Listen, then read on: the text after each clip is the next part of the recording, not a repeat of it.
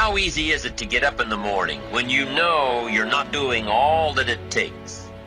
It's not very easy at all. You can just lay there awake thinking, oh, what's a few more minutes in bed? It won't matter much anyway. Wrong. It does matter. It will matter. Now, how easy is it to get up in the morning when you're pouring it on, doing the best you can, anxious to get going, make progress toward your dreams? It's a whole different story. I do not believe that any of us have dreams that were not given to us for the purpose of accomplishing those particular dreams. See, sometimes we can't say, I can do that. But what we can say, that it's possible that I can have my dream as we run toward it, as we work on it day in and day out. Raise the rest of your life to meet you. Fail big. That's right. Fail big. Today's the beginning of the rest of your life, and it can be very frightening. It's the new world out there. It's a mean world out there, and you only live once. So do what you feel passionate about. Take chances. My best advice for you is to choose the all. Earn all you can. Make all the friends you can. Read as many books as you can. Develop as many skills as you can. See as much as possible. Do as much as possible. Make as much fortune as possible. Give as much of it away as possible. The max. There's no life like it. I'm telling you, once I got on track, I've never looked back. Pick up the challenge. Go for it. Take the best of the two easies. Take the route of it's easy to get ahead. It's easy to do all you can. It's easy to succeed.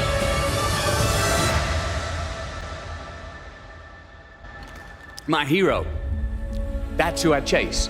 Now, when I was 15 years old, I had a very important person in my life come to me and say, who's your hero? And I said, I don't know, I gotta think about that. Give me a couple of weeks. I come back 2 weeks later, this person comes up and says, who's your hero?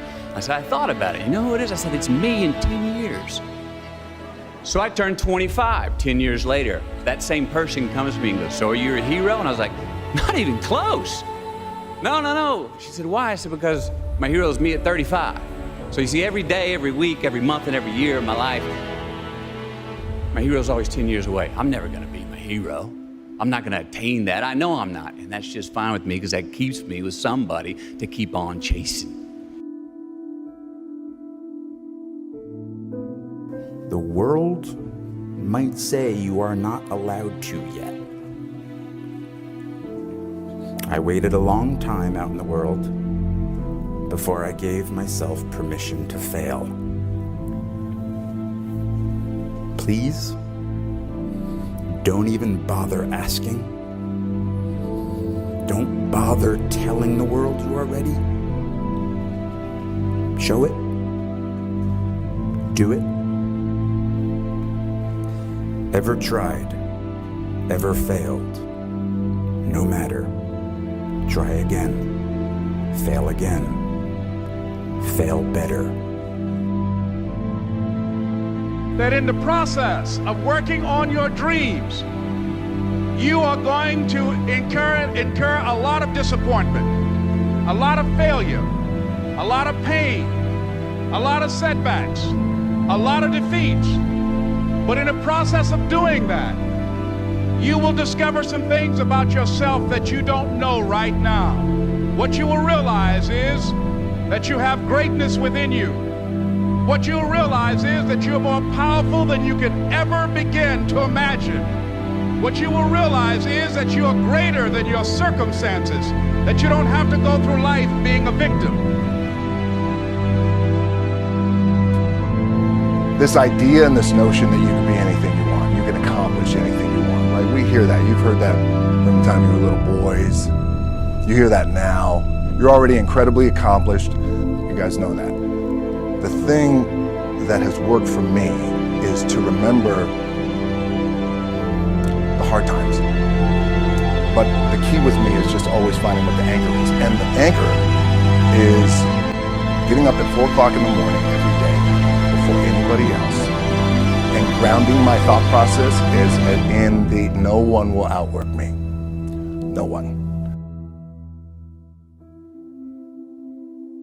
Truly, my mom came to pick me up from that theater school after 16 weeks or something. And as soon as the car left the driveway of the school, I said, I'm moving to New York and I'm gonna be an actor. And my mom paused for probably a half a second. And she said, great, go do it. The only thing I ask you is in 2.5 or 3 years, if you don't have any sense that this is gonna happen, we used to fish as kids, so she was like, if you don't get a nibble or a bite in 2.5 or 3 years, you have to make me one promise. And I said, what? She said, you gotta pull yourself out because as your mother, you can't ask me to tell you to give up on your dreams.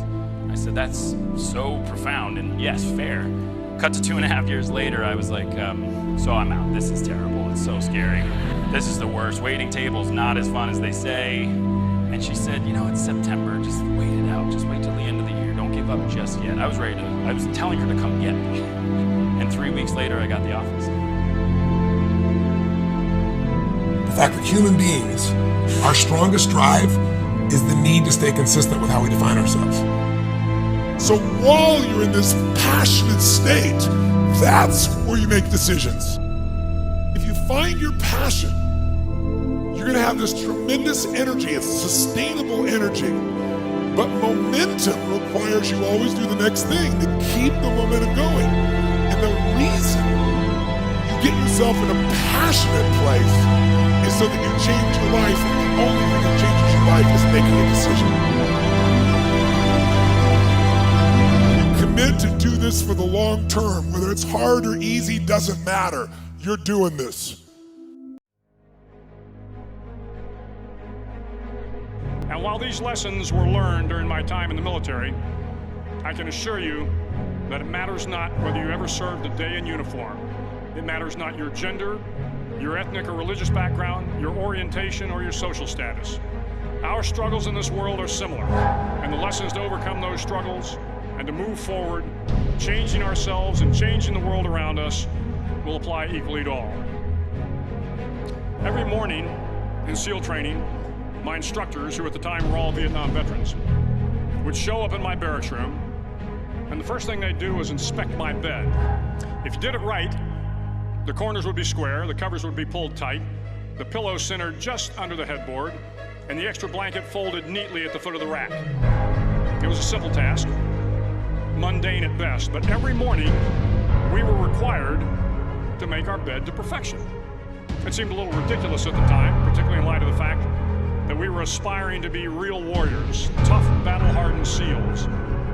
But the wisdom of this simple act has been proven to me many times over. If you make your bed every morning, you will have accomplished the first task of the day. It will give you a small sense of pride, and it will encourage you to do another task, and another, and another. And by the end of the day, that one task completed will have turned into many tasks completed. Making your bed will also reinforce the fact that the little things in life matter. If you can't do the little things right, you'll never be able to do the big things right. And if by chance you have a miserable day, you will come home to a bed that is made, that you made. And a made bed gives you encouragement that tomorrow will be better. So if you want to change the world, start off by making your bed. People say, well, I tried it, it didn't work. Well, how many times did you try it? Well, I tried it once. No, you gotta try it 10 or 20 times. Wow. There was a great interview on the David Susskind show some years ago. They had 4 self-made millionaires, all the age of 30 or under. And they asked them during the first part of the show, how many different businesses have you been in before you found the one where you became a millionaire? And so at the commercial break, they sat down and calculated and came back after the break, and the average was 17. They'd been in 17 businesses on average, some more, some less, before they found the right one. So the question I always ask is, did they fail 16 times and then only succeed on the 17th? And everybody suddenly realizes, well, no, they didn't fail, they learned, which made the 17th possible. Finally, in SEAL training, there's a bell. A brass bell that hangs in the center of the compound for all the students to see. All you have to do to quit is ring the bell.